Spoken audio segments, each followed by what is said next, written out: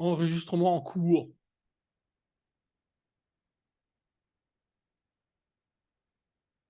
Salut tout le monde, aux personnes qui sont là et qui viennent de... Et je leur accorde une minute pour entrer dans le webinaire. Et merci beaucoup pour être des nôtres ce soir. On s'attend à pas mal de monde, vraiment beaucoup en fait. Et c'est pour ça qu'on leur accorde cette minute, parce que on va commencer vers 19h30, presque pile, pour les gens qui viennent et voudraient entendre le tout en français. C'est possible, car il y a l'option sur l'écran où c'est marqué interprétation. Vous n'avez qu'à peser sur ça. Vous allez donc sélectionner le français. Je vais répéter ça.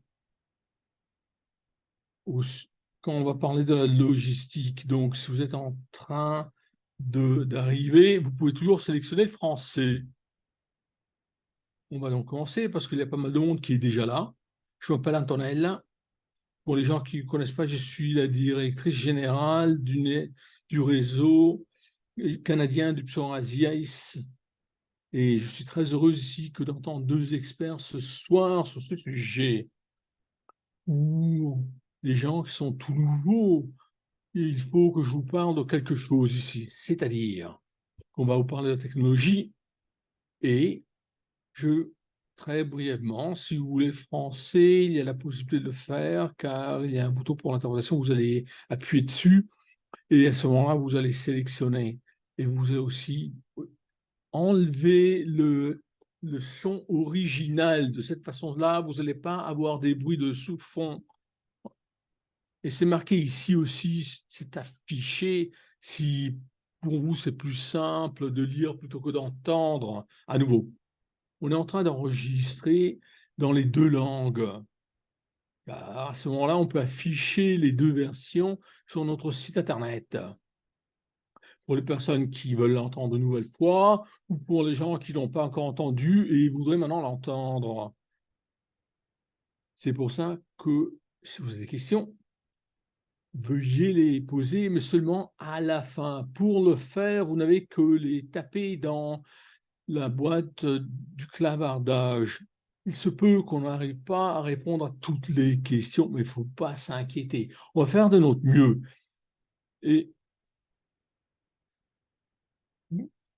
de même qu'avec tous les webinaires, ce qu'on va partager sont des questions dont l'intérêt est général. C'est pour ça que si vous avez quelque chose qui est très, très spécialisé, très personnalisé, ça, c'est quelque chose qui est en dehors, en fait, du webinaire.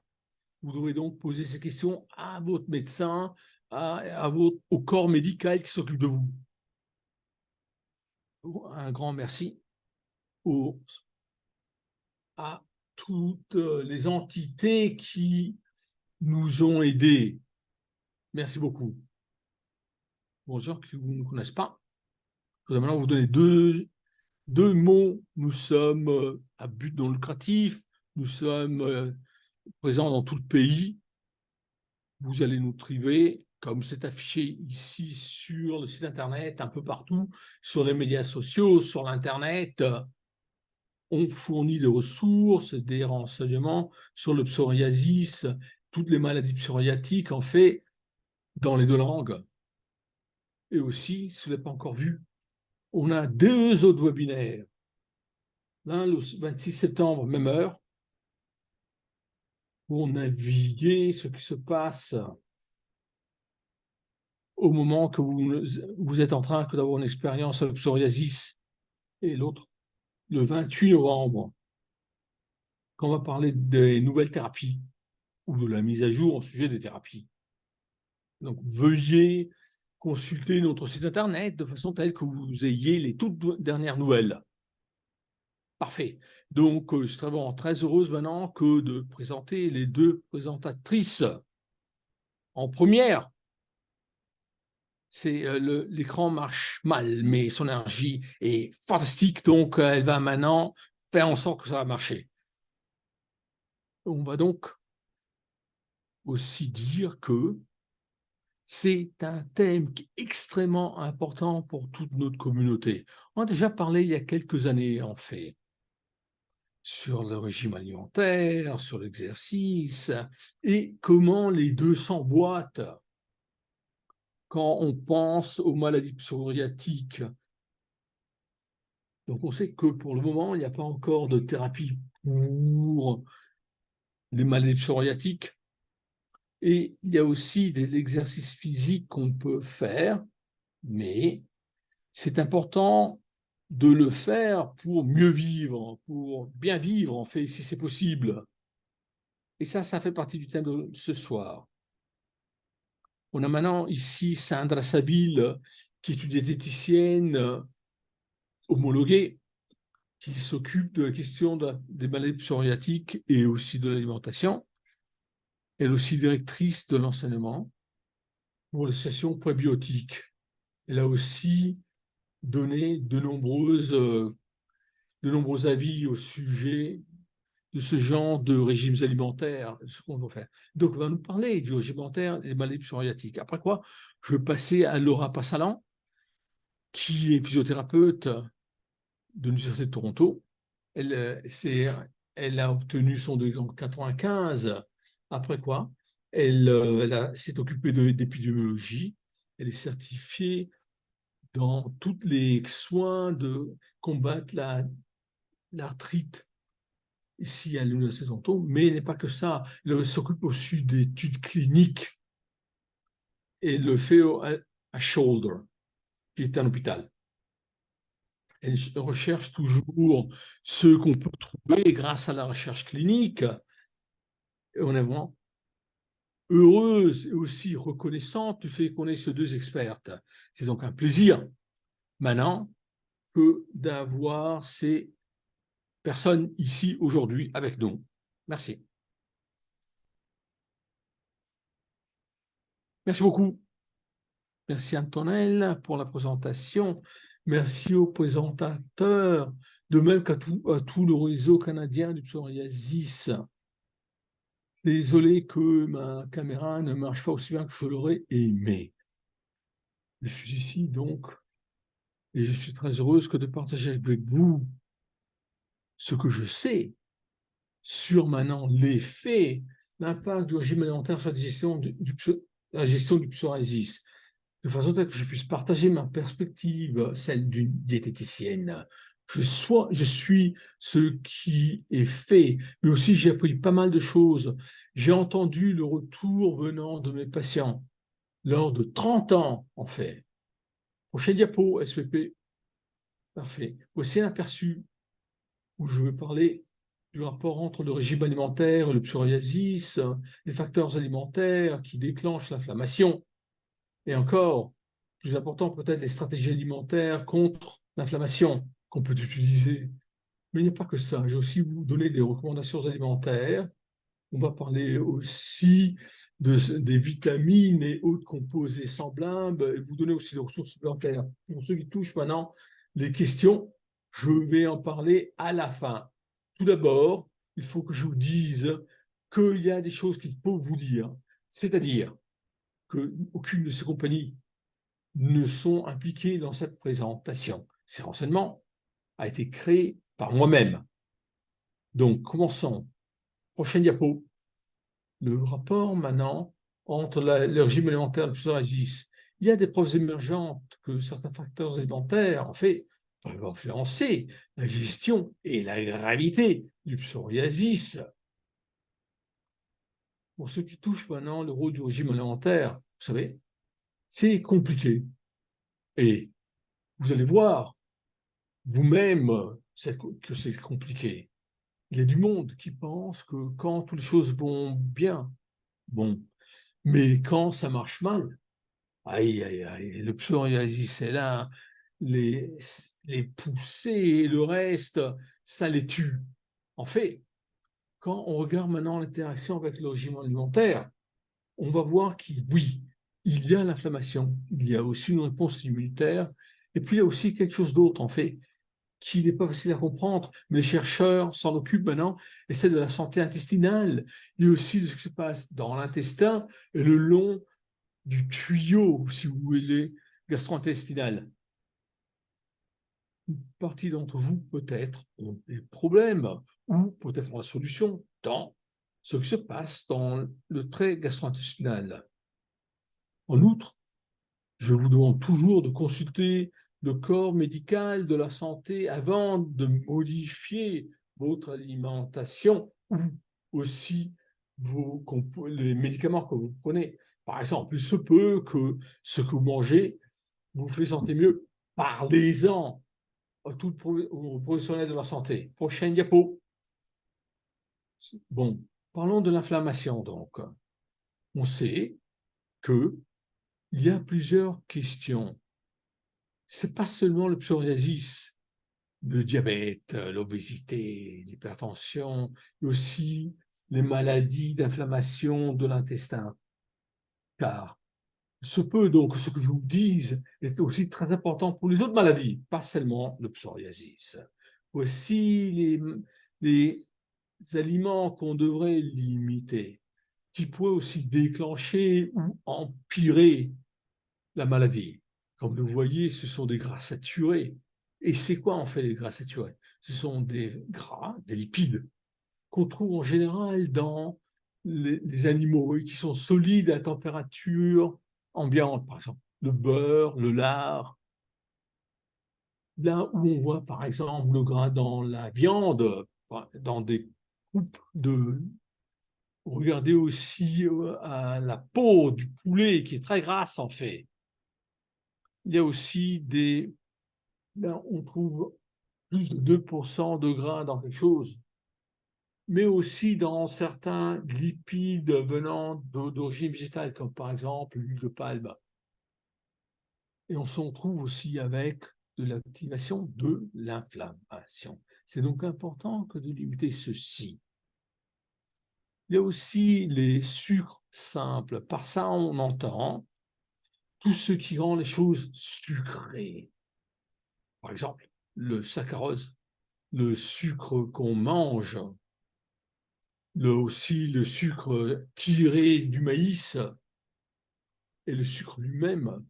Si vous regardez, en regardant aux ingrédients, vous allez trouver le sucre en regardant les trois dernières lettres du mot. Si ça termine en OSE, glucose, saccharose, maltose, ainsi de suite, tout ça, c'est des sucres. OSE trahit le sucre. Et donc, le fait que d'avoir trop de sucre simple va maintenant aussi empirer les conditions du psoriasis. Surtout, par exemple, le sirop qui est tiré du maïs. Ça, c'est vraiment quelque chose qui active les cellules T du système immunitaire. Après quoi aussi, sur un peu la viande rouge. Qu'est-ce qu'exactement est la viande qui est rouge? C'est le porc, c'est le veau, c'est le bœuf, et donc tout ce qui sort de ces animaux, et donc le bacon, le salame, le prosciutto, ainsi de suite. Et les chercheurs ont aussi dit qu'on devrait regarder à cette question parce que on se retrouve avec une inflammation de la peau venant de cette viande. Et l'alcool, ça pratiquement c'est tout. C'est de la bière au vin, au liqueur, à l'eau de vie, au whisky, ainsi de suite. Car il y a une corrélation positive entre combien d'alcool une femme boit et la sévérité, la gravité de certaines maladies. Et l'alcool peut ou faire démarrer ou bien peut empirer certains problèmes de la peau. Et en outre, fait si que il y a un déclenchement du fait qu'on a des histamines qui sont maintenant lancées un peu partout dans le corps. Et on a donc trouvé ces aliments qui sont là pour inflammer. Les études ont aussi montré que certains aliments réduisent l'inflammation. Par exemple, ce qu'on appelle les oméga 3 sont des lipides oméga 3 qu'on trouve dans les poissons comme le saumon. Et moi-même, j'aime beaucoup le saumon. La truite, ou aussi d'autres poissons comme le hareng, le maquereau, ainsi de suite, ce sont tous des poissons qui sont riches en ces oméga 3, en ces lipides à base d'oméga 3. Mais il y a aussi la vitamine. Il y a aussi une source qui vient du lin. Là, vous allez obtenir aussi des lipides d'oméga 3, mais à base végétale. Mais pour les obtenir, il faudrait vraiment les réduire en poussière. Il faudrait les mouler, les moudre. Oui. Il y a aussi des œufs qui sont été enrichis en oméga 3. Et il y a aussi des autres produits qui sont enrichis eux aussi. Donc tout ça, maintenant, c'est quelque chose qu'on devrait mettre, inclure dans notre régime alimentaire et toujours, chaque jour, en manger. Et la recherche, les études ont démontré que le psoriasis et la consommation de l'oméga 3 sont inversement, il y a une corrélation qui s'est inverse, donc le plus de l'un, le moins de l'autre. C'est aussi que les gens avec pas beaucoup d'oméga 3 ont du psoriasis qui est plus marqué. Il y a aussi la vitamine D. On trouve ça dans les œufs, dans le lait et dans d'autres produits, dans les noix.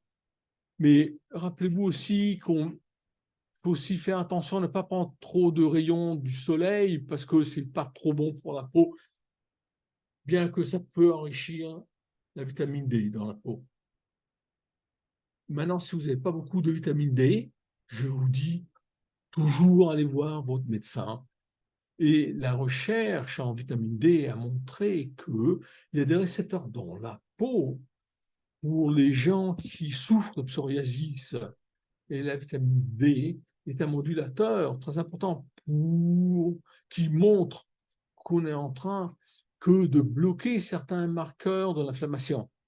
C'est donc aussi quelque chose que vous pouvez obtenir en pilule chez le pharmacien. Mais avant de le faire, allez voir votre médecin, car quand on n'a pas 70, on a besoin d'environ 600 unités. Et ne prenez pas beaucoup, trop de vitamine D, c'est pas bon. Trop de vitamine D, c'est trop de vitamine D.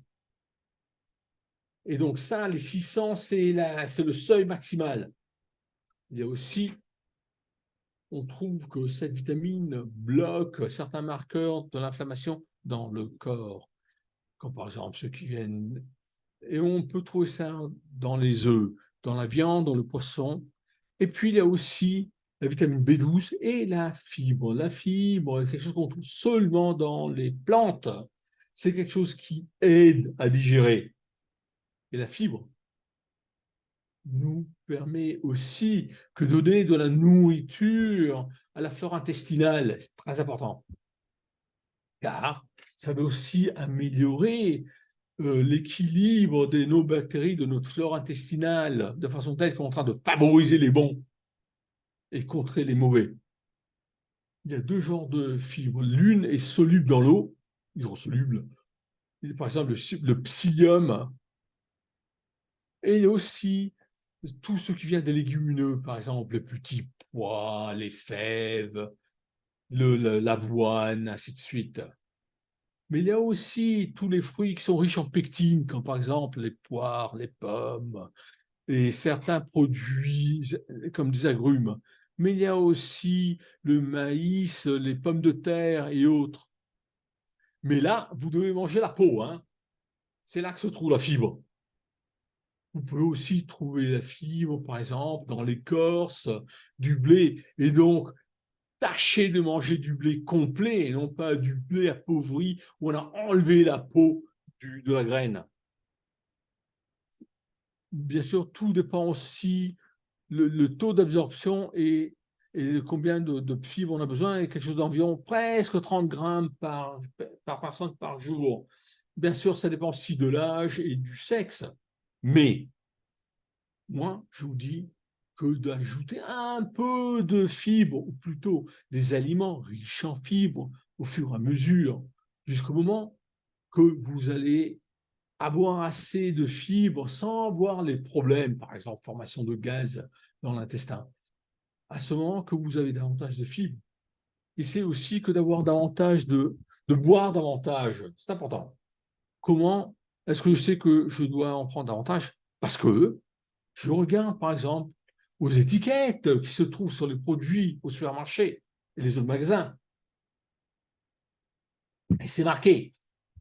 Si, par exemple, on dit que c'est riche, ou très riche en fibres, ceci signifie qu'il y a au moins entre 4 et 6 grammes de fibres par portion.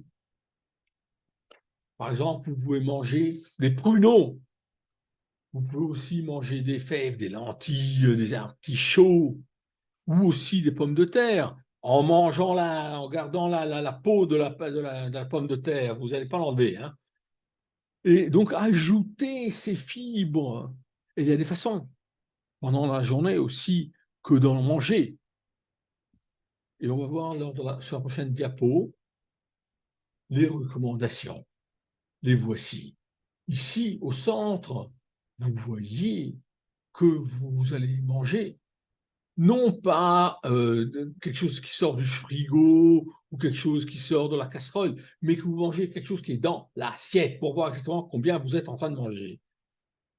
D'un côté, vous devez regarder, vous devez essayer que d'avoir un cercle autour des aliments, de façon telle que vous pouvez maintenant avoir le diamètre de l'assiette dans laquelle vous devrez manger. Pour moi, c'est environ quelque chose comme une grosse assiette à midi plutôt que le soir, en choisissant maintenant la bonne mesure. Vous pouvez maintenant bien choisir la portion. Ce que vous allez faire, c'est qu'il faut choisir aussi et diviser l'assiette avec, d'un côté, plusieurs genres de légumes, car il y a plusieurs choses dans les légumes, ils ne sont pas tous pareils. Ajoutez donc de la couleur à l'assiette, comme ça que je le présente. Pour ceux qui touchent le reste de l'assiette, 25% de l'assiette devrait être quelque chose où on a des protéines tirées des plantes plutôt que des animaux. Pensez à des noix, à des graines. Là, vous allez aussi obtenir des oméga 3 ou des autres lipides. En outre, pour ceux qui touchent le reste, là, on aura des produits où il y a aussi la peau des graines. Le blé est complet, la seigle est complète. Donc, quand on regarde au riz, aux nouilles, au pain, tout ça, je sais que l'assiette inclut du côté le fait qu'on boit, idéalement de l'eau. En outre, votre corps a besoin de lipides.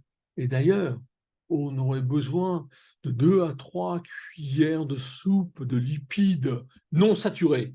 Quand on mange, choisissez cela. Donc, par exemple, l'huile d'olive, l'huile de canola colza ou le lin.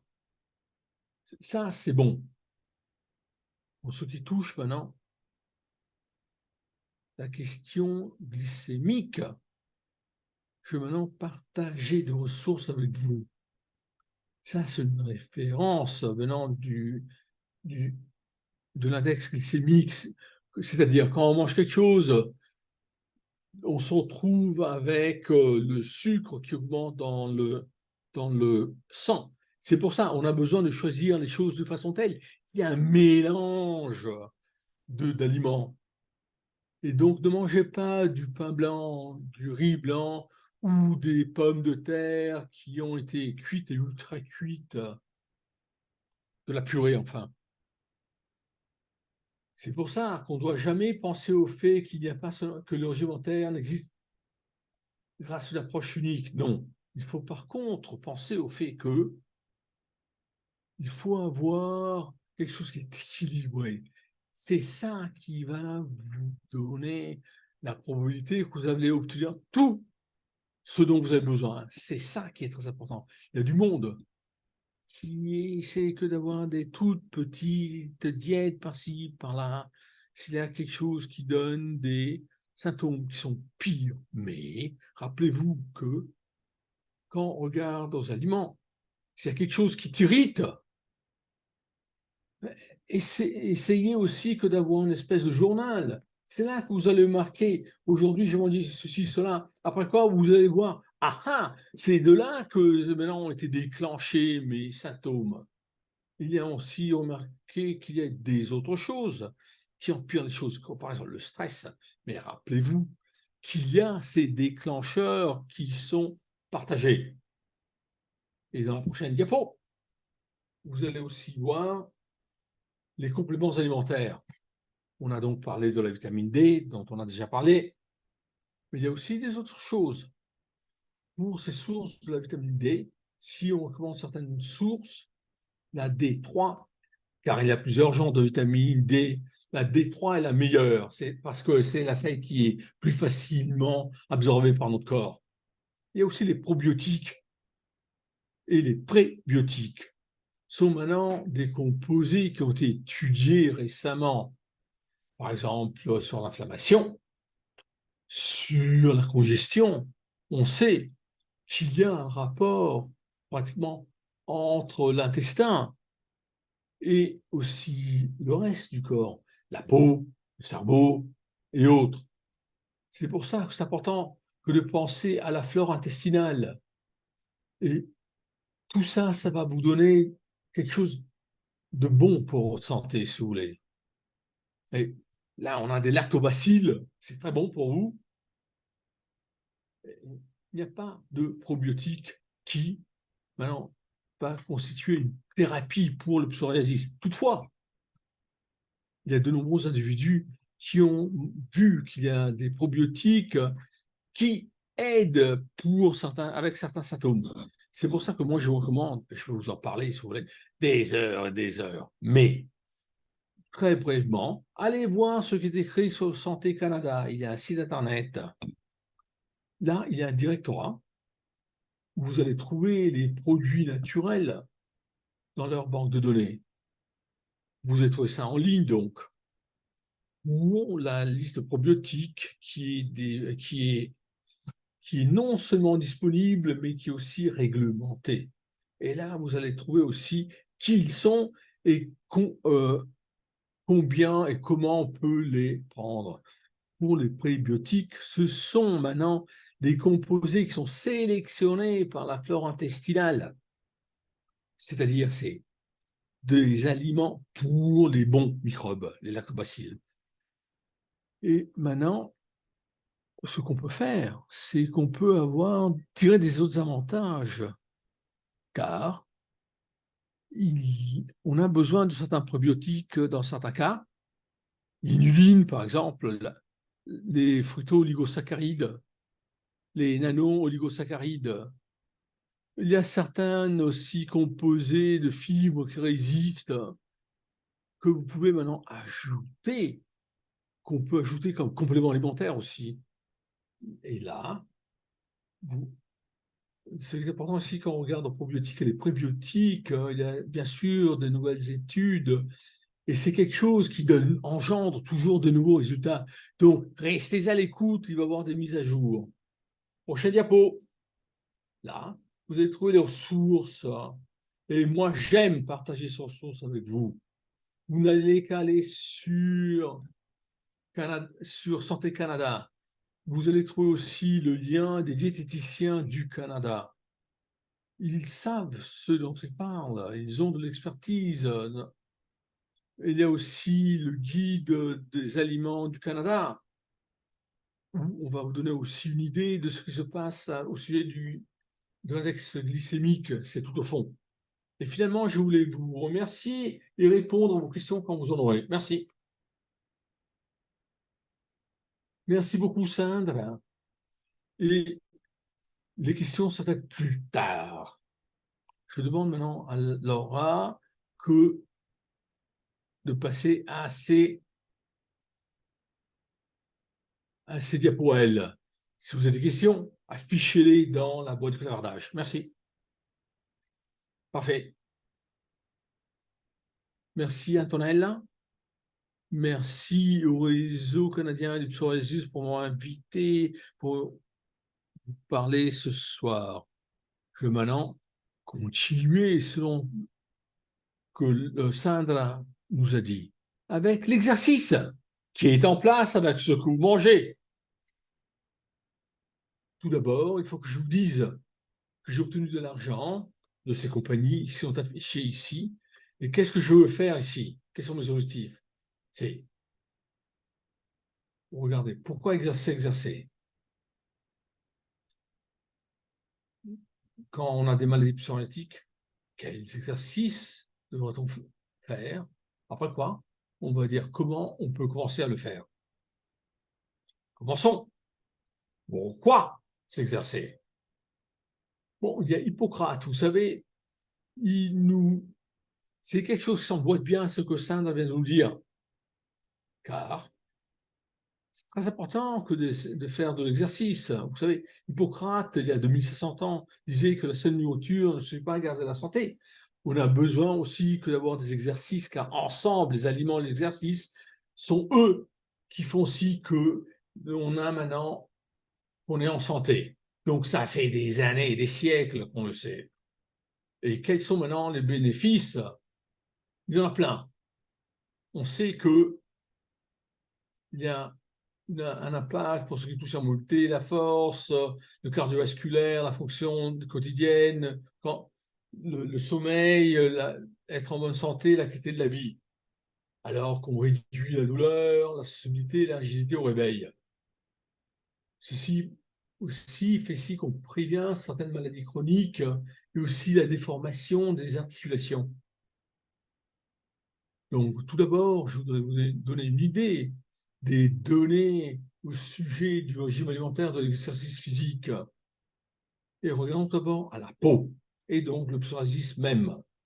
C'est une étude assez récente de Naldi Kounti-Katsanega. Et ils ont trouvé que l'intervention qui maintenant regarde ces deux choses fait si qu'il y a une réduction dans les lésions psoriatiques quand on regarde au début du programme et à la fin du programme. Donc, oui, ça marche. Autre étude scientifique qui est de l'année dernière, de Yerushalayim, qui regarde au risque de développer le psoriasis quand on s'engage dans un exercice régulier. Et on a trouvé que les gens qui exercent moins risquent d'avoir un taux plus élevé que de développer le psoriasis. Et les gens qui ont plus d'exercice ont un risque réduit. Donc l'exercice, c'est pas seulement quelque chose qui est là, qui vous aide avec la mobilité, avec le cœur, les muscles. Non, c'est bon aussi pour le psoriasis. Pour ceux qui touchent maintenant l'arthrite psoriatique, on sait que ça, pour les gens qui souffrent d'arthrite psoriatique, on se retrouve avec l'exercice aide avec l'arthrite périphérique et des autres maladies. Car comme on voit ici, quand on pense à ces maladies psoriatiques, on sait qu'elles sont associées au syndrome métabolique, c'est-à-dire qu'on peut avoir une influence ici, dans les deux sens, une association entre l'obésité, le psoriasis, l'hyperlipidémie, l'hypertension, le diabète, de même que la stéatose hépatique et le psoriasis. Et on sait que l'exercice en fait améliorer ou peut améliorer cette question de la mobilité, donc les maladies. Quand on se retrouve avec le psoriasis, ça peut aussi aider les activités quand on est malade pour mieux résister et mieux se sentir dans sa peau. La fatigue, la douleur, améliorer la qualité de la vie. Donc, non. Quels sont les exercices auxquels il faudrait penser? Et il faut que je vous dise, et il faut donc regarder le tout. Ça, c'est un article qui a été publié il y a 12 ans. Mais c'est quelque chose vraiment qui a changé la donne sur le sujet. La raison pour laquelle je voulais vous le dire, c'est parce que l'exercice, c'est pas seulement un genre d'exercice, une seule chose dans laquelle vous allez maintenant vous engager. Non, il y a plusieurs genres de choses qui maintenant regardent et ciblent plusieurs parties du corps. Il y a du monde donc, qui allait là à regarder, à étudier. Les études cliniques avaient déjà été faites pour voir quels étaient les bénéfices. Ils ont dit qu'il y a tout un programme d'exercices réguliers comprenant des exercices cardio-respiratoires, résistance, flexibilité et neuromoteur au-delà des activités de la vie quotidienne, va améliorer et garder la forme physique et la santé. Et ça, c'est essentiel pour la plupart des adultes. Et c'est pour ça qu'ils ont maintenant fait des recommandations pour les choses à faire. Vous devez le faire pour combien de temps, à quelle intensité, pour combien de temps. Et voici donc, ça vous donne une idée. Ce qui est important ici, c'est que c'est pas seulement un genre d'exercice, ils vont en faire plusieurs pour en tirer les avantages. En général, les gens ne comprennent pas le mot neuromoteur. Ça veut dire que vous êtes là pour renforcer vos muscles, pour les rendre plus fonctionnels. Si par exemple, vous voulez renforcer les muscles dans la jambe, à ce moment-là, vous devez peut-être ajouter des poids pour maintenant renforcer ce muscle-là. Une autre façon encore, et aussi que de baisser, faire du squat. C'est quelque chose qui est traduit maintenant dans le fait que vous allez maintenant vous asseoir à partir de la chaise, vous allez vous lever, vous allez descendre. C'est ça, les exercices de remonteur. Autre chose dont il faut parler ici, c'est que le Collège des médecins des États-Unis a aussi indiqué qu'il est important que de garder une bonne posture, car c'est la fondation de tout. Nous, maintenant, avoir tiré ce qu'il y a de mieux des exercices, il faut maintenant garder la bonne posture. Et ça, comme vous allez voir, c'est une ligne qui est rouge, qui vous donne la posture optimale pour le corps humain. Pensez-y. C'est quelque chose maintenant, quelque chose qui passe par les oreilles, entre les épaules et qui descend jusqu'aux pieds. C'est une ligne droite. En général, tout le monde n'est pas comme ça. Vous allez voir maintenant, surtout maintenant, quand les gens regardent au téléphone tout le temps, vous allez maintenant avoir un problème au cou. Si vous êtes toujours là, le poids de la tête, qui est environ 5 kilos, va maintenant vous donner une autre genre de posture. Mais dès que vous commencez maintenant à hocher la tête vers le devant, vous allez maintenant avoir davantage de poids qui est là. On va passer, selon l'angle, on passe des 5 kilos jusqu'à 27 kilos, 5 fois plus. Pensez-y, à chaque fois que vous êtes au téléphone, le portable, essayez que de garder la bonne posture. Pas toujours facile de le faire, mais essayez de le faire, surtout après avoir vu ça. Quand maintenant on s'engage dans la posture quotidienne, pensez aussi qu'est-ce que vous allez faire. Car si vous pouvez le faire, en général, tout maintenant tombe bien en place. Ici, on a quelqu'un qui est bien assis. La personne est bien assise. Et on va maintenant comparer la personne que d'un côté, on a quelqu'un où les oreilles ne sont en mauvaise posture vis-à-vis du corps. Il faut aussi essayer que de garder la bonne posture, car ça va nous aider à ne pas avoir de stress le long de la colonne vertébrale. Surtout les gens qui ont le psoriasis, qui ont des problèmes à la colonne vertébrale. Ça, c'est vraiment quelque chose qui change les choses quand on pense à la bonne posture. surtout pour les gens qui travaillent au bureau. Il y a quelque chose d'autre dont il faut parler, c'est-à-dire que si vous êtes dans une position sédentaire à cause au travail ou autre, vous ne devriez pas toujours être dans la même position pour plus de 30 minutes. C'est-à-dire que si vous êtes assis à votre bureau, levez-vous pendant quelques secondes pour éviter, pour briser cette monotonie. Peut-être 30 minutes, c'est trop long. Si faites 27-28 minutes, et ce que vous pouvez faire maintenant, c'est aussi que de mettre un réveil, de façon à ce que vous avez la sonnerie qui va vous donner l'idée que vous devez maintenant bouger. Regardez aussi aux différents genres d'exercices que vous devez faire et qui sont délinéés dans les avis du Collège des médecins des États-Unis. Bien, tout d'abord, quand on veut s'étirer, ça veut dire qu'on veut étirer les muscles.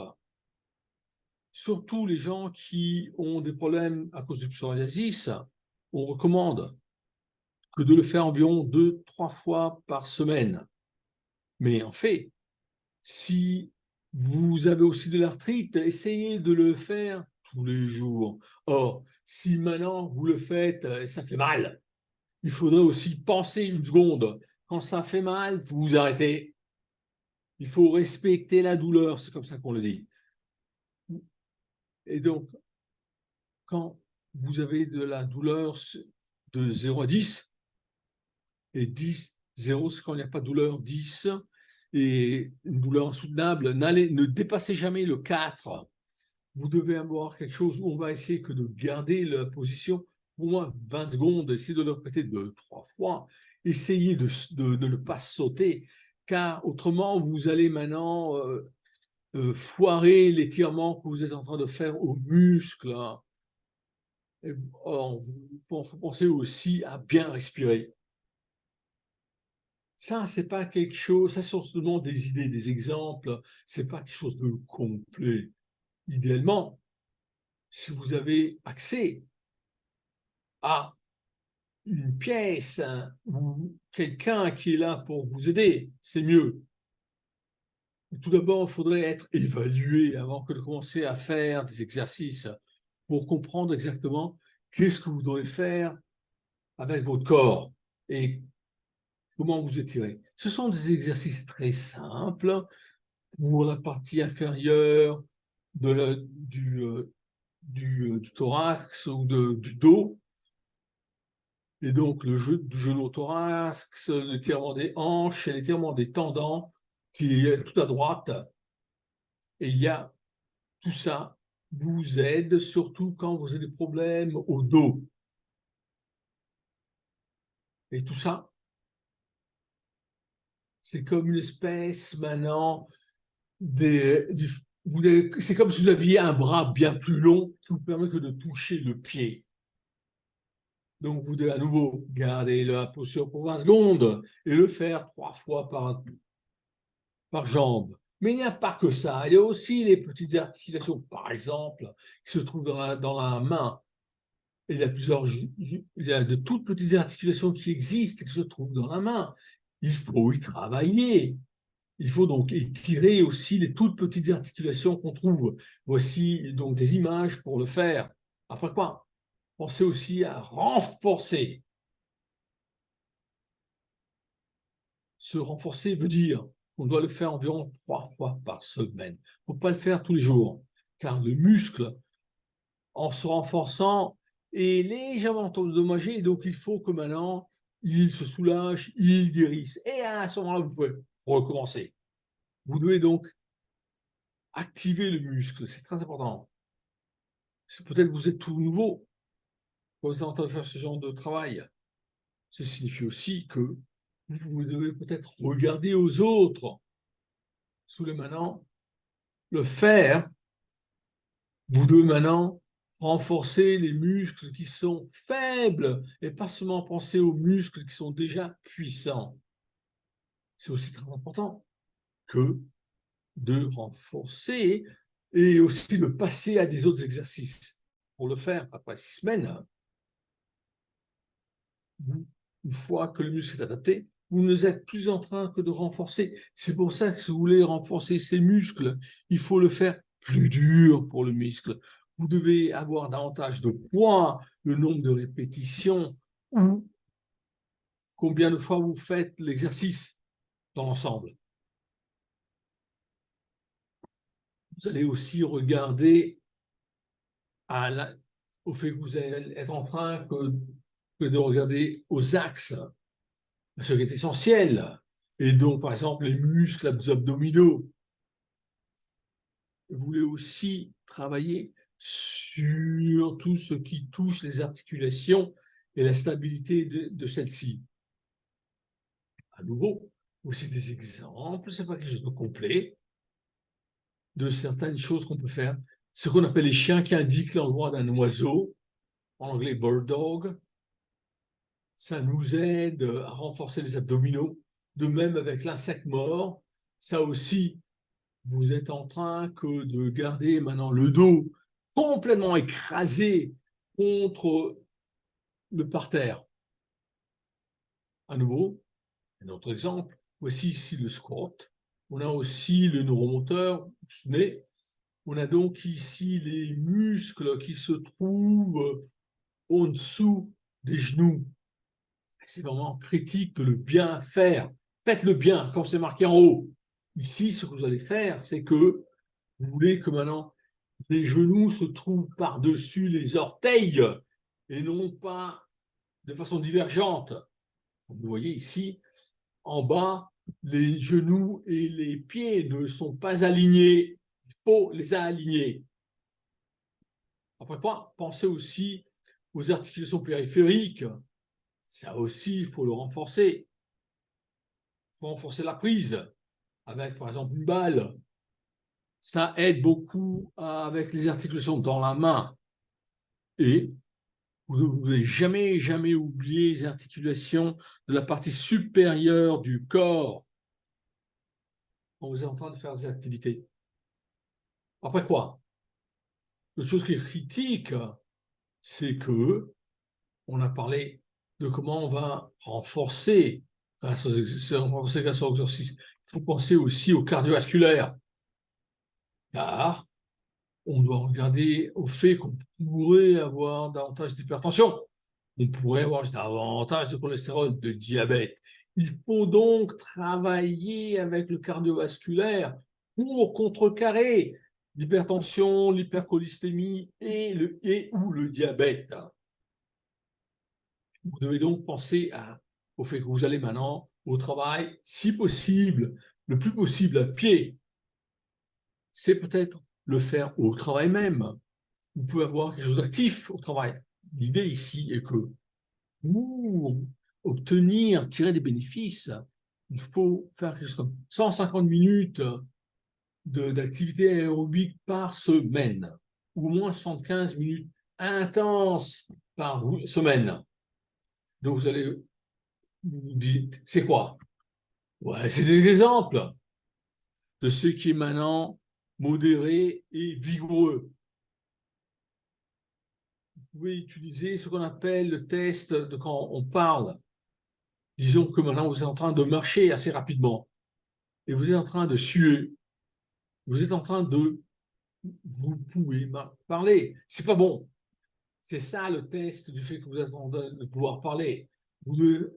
Si vous êtes en train de suer et vous n'allez pas être en mesure de parler, ça c'est vigoureux. C'est ça la différence entre le modéré et le vigoureux. Il faut maintenant regarder, est-ce que c'est important pour ceux qui touchent l'activité physique, pour les gens qui ont des problèmes d'arthrite ou d'ostéoarthrite. Ça vient de l'Alliance européenne des associations de rhumatologie. À nouveau, il parle des 4 domaines pour ceux qui touchent la flexibilité, le neuromoteur, ainsi de suite. Et à nouveau, voici des exemples de ce qu'on peut faire, enfin, on devrait faire. Donc, on marche, on va marcher, ainsi de suite. Et voici des autres formes d'exercice, j'en parlais rapidement. Il y a aussi des autres formes, le yoga, le pilate, le tai chi, tout ça peut aider aussi, car ça ramène, car ça regarde aux postures, ça permet que de s'étirer, et ça peut même aider le cardiovasculaire, surtout quand on fait le yoga. Car par exemple, si vous faites ce qu'on appelle le salut du soleil, c'est quelque chose qui marche très bien avec le cardiovasculaire. Mais n'oubliez pas non plus qu'on peut aussi passer à la nage et aussi faire de l'hydrothérapie. Ça, c'est très bien pour vous. Ça va maintenant vous aider avec la flexibilité. Il y a du monde avec les maladies psoriatiques. Vous avez des problèmes au cou. Vous allez maintenant sauter par-dessus les obstacles, si on veut, en faisant quoi? De la nage ou de l'hydrothérapie. Il y a du monde qui peut-être n'arrive pas à bouger le cou au moment où vous êtes en train de nager. Il ne faut pas s'inquiéter. On peut toujours trouver un exercice dans la piscine qui va vous aider. Toute dernière chose maintenant, c'est maintenant les exercices. Comment les faire? Et là, ce qu'on doit voir, et peut-être Sandra en a parlé, elle l'a fait en fait, c'est qu'on doit regarder aux choses d'une façon graduelle. Il faut y aller doucement car il y a du monde qui s'engage dans certains nouveaux exercices. Ouais, je vais le faire, je vais le faire, je vais courir, je vais courir, je vais courir 10 km, 20 km. Mais ce qui va se passer, c'est qu'en fait, ils font trop. Après quoi, boum, il y a une poussée de la du psoriasis. Et ce qui va se passer, c'est que après la poussée, ils reprennent l'activité. Mais l'activité n'est plus la même. Et à nouveau, il sait faire trop. Et à nouveau, et là, on commence un cercle vicieux. C'est pas bon. Par contre, ce qu'on doit faire, comme on l'avait entendu avec le régime alimentaire, il faut commencer graduellement. Mais on peut ajouter au fur et à mesure en termes de duration, de durée, en termes d'intensité ou autre. Donc, des activités qui ne sont pas trop, mais ne sont pas trop peu non plus. Et donc maintenant, qu'est-ce qu'on va faire quand on a maintenant une poussée? Bon, on va maintenant isoler les articulations qui ont été touchées. Si vous avez maintenant les extrémités inférieures qui sont touchées, vous pouvez toujours travailler avec les bras. Vous pouvez aussi appliquer ou de la glace ou de la chaleur. Vous voulez aussi garder toute une panoplie de choses à faire. Bien sûr, il ne faut pas que ça fasse du mal. Il faut aussi modifier les activités. Il faut maintenant, et ça c'est très important, qu'une fois que la poussée n'est plus là, vous devez maintenant retourner graduellement au programme des exercices. Et maintenant, je voudrais vous donner une idée, ce qui vient du magazine Harvard. C'est quelque chose de très intéressant. Si vous pouvez aller le lire, faites-le. Voici des citations dans ce magazine, dans cet article en fait, dans Né pour reposer. On a maintenant, on est né pour avec quelque chose qui est là, avec un gros bâton. Si vous n'êtes pas là pour faire de l'exercice, vous n'avez rien à manger. Et c'est pour ça, c'est qu'on doit s'exercer.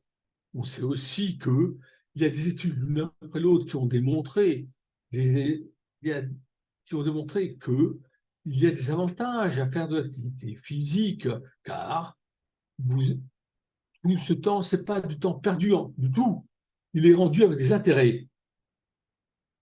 Je vais maintenant m'arrêter là et j'espère qu'on a encore quelques minutes pour passer aux questions et aux réponses. Oui, on a plein de questions. Je vais parler rapidement quand on n'a pas beaucoup de temps. Tout d'abord, je voulais vous remercier. Nous, du réseau canadien de psoriasis, nous savons que quand vous êtes là, quand vous avez de nouvelles choses qui vont vous aider maintenant et plus tard, ça aide tout. Ça vous aide en parlant au médecin, avoir une meilleure idée de ce qu'il peut faire pour vous, elle peut faire pour vous, avec notre famille, nos amis. Bien sûr, c'est un gros défi qu'il faut relever quand on a une maladie chronique. C'est pour ça qu'il faut regarder à cela. Il faut, et en outre, penser à ce qu'on peut faire, où on peut voir des changements. Vous savez, vivre avec ces maladies chroniques. Merci beaucoup pour toutes ces idées. qu'on peut faire. Que maintenant, regardez à une question. Après quoi, car c'est une question générale. Tout d'abord, tout était enregistré. Rappelez-vous de ça. Et on a plusieurs questions au sujet des produits laitiers et du gluten. Et voir exactement que nous démontrent les études. Et avant que je passe à toi, Sandra, on n'a pas le temps que de regarder autour. Mais on doit maintenant demander aux experts, on en dit répondre, et après, quand on peut afficher les réponses sur le site Internet. Sandra, à toi. Si tu peux répondre sur cette question des produits laitiers et du gluten. Pour ce qui touche le gluten, il y a eu des études qui démontrent qu'il y a une sensibilité au gluten. Ça, c'est la maladie cœliaque. Ça, c'est pas pour tout le monde. Pour tous les gens qui ont cette maladie. L'étude démontre qu'en fait, ces individus qui ont des taux élevés de IgA, des anticorps contre l'IgA, et si on ne vous a pas fait de test, vous n'avez qu'à le faire. Vous devez probablement payer pour le test. On a besoin d'un peu de sang pour cela.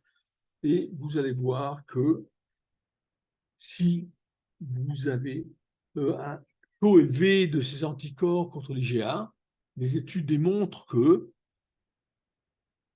les symptômes s'empirent.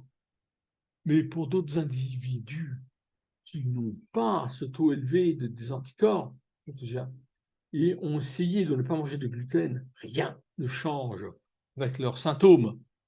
C'est pour ça que pour les gens qui ont un taux élevé de ces anticorps, le fait de ne pas manger du gluten, ça c'est quelque chose peut-être on devrait faire. Est-ce que c'est nécessaire? Pas nécessairement. Il y a aussi du monde qui a essayé à manger sans gluten pour voir si ça marche ou non, parce que ça peut marcher. Et si les symptômes maintenant s'améliorent, c'est parfait. Donc, d'un point de vue du sans gluten, ce que je vous dis, ce que je vous suggère, c'est de parler à votre médecin. Si vous devrez passer un régime sans gluten, mais rappelez-vous aussi que de faire le test pour voir quel taux des anticorps. Mais vous devez le faire pendant au moins 3 mois. Donc, ne commencez pas le régime alimentaire. Parlez à votre médecin. Ça, c'est la première chose à faire. Pour ce qui touche maintenant les produits laitiers, vous savez, il y a plein de produits. Et la recherche a démontré qu'il y avait des individus qui ont trouvé des améliorations. Est-ce que c'est tout le monde? Non.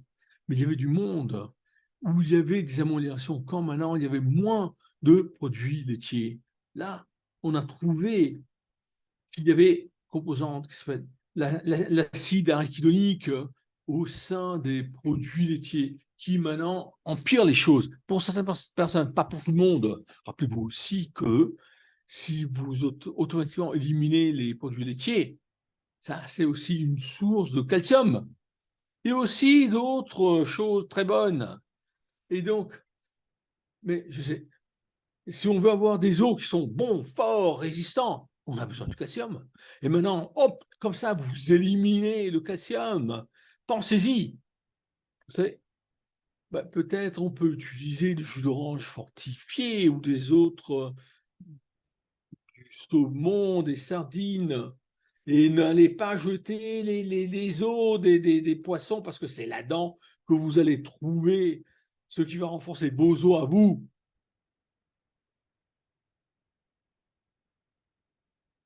Merci Sandra, merci beaucoup. Bon, maintenant que je cède le micro à Laura, il y a 2 questions là pour toi. Et plus tard, on va afficher le reste, les réponses aux autres. 1. J'ai pensé que le psoriasis était une maladie auto-immunitaire. Donc, est-ce que maintenant, l'exercice peut aider? Et de l'autre côté, il y a 2-3 questions au sujet d'eux. Les gens maintenant ont mal, ils souffrent. il y a toute une gamme de problèmes. Est-ce que tu as quelque chose que tu peux leur suggérer s'ils ont une douleur chronique? Je commence par la dernière question et je vais me rappeler de la première. En ce qui touche la douleur, oui, tout à fait, la douleur est un problème. Mais on sait aussi que, en fonction de certaines études, de nombreuses études, l'exercice permet que de réduire la douleur. Avec l'arthrite inflammatoire, ce qui se passe, c'est que le mouvement des articulations permet que de réduire la rigidité. Mais, oui, il y a encore de la douleur. Une douleur telle qui maintenant nous bloque quand on veut faire des activités. Donc c'est compliqué. Et dans ces cas, il faut maintenant penser à la perception. Et c'est pas facile. Et il y a pas mal de... Mais si maintenant ça fait trop mal, il faut donc regarder la fonction. Car dans ce cas, on ne peut pas réduire la douleur. Et il y a des raisons pour cela. Et ça, ce sera un autre thème qu'on devrait discuter. C'est cette idée de la douleur chronique centralisée. Et il faut donc regarder à la fonction. On commencera donc d'une façon graduelle. Bon, il faut donc regarder, par exemple, combien de pas je peux faire aujourd'hui. Qu'est-ce que je peux faire aujourd'hui? Je vais faire 5 minutes à pied, mais je vais le faire tous les jours pendant une semaine. Après quoi, je sais que aller en passant à 10 minutes, indépendamment de ce qui va se passer. Donc, il faut regarder à la fonction plutôt qu'à la douleur. Pour ce qui touche maintenant la première question, c'est-à-dire, et je sais qu'on va beaucoup de temps, le psoriasis est en fait une maladie auto-immunitaire. Et on sait que l'exercice a un effet sur les cytokines dans notre système immunitaire. Le plus on fait de l'exercice, le plus on bloque les cytokines inflammatoires et on fait la promotion, par contre, les cytokines qui vont maintenant combattre l'inflammation. C'est la même idée de ce qu'on voit sur la peau. En fait, c'est le même chemin qui est pris par ces produits métaboliques. J'espère que c'est clair. Tout à fait. Là, c'est des thèmes incroyables. Les questions sont incroyables. Et je voulais vous remercier les deux. Merci beaucoup. On va maintenant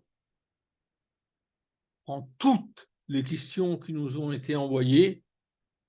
On va maintenant trouver la réponse et on va les afficher sur le site Internet.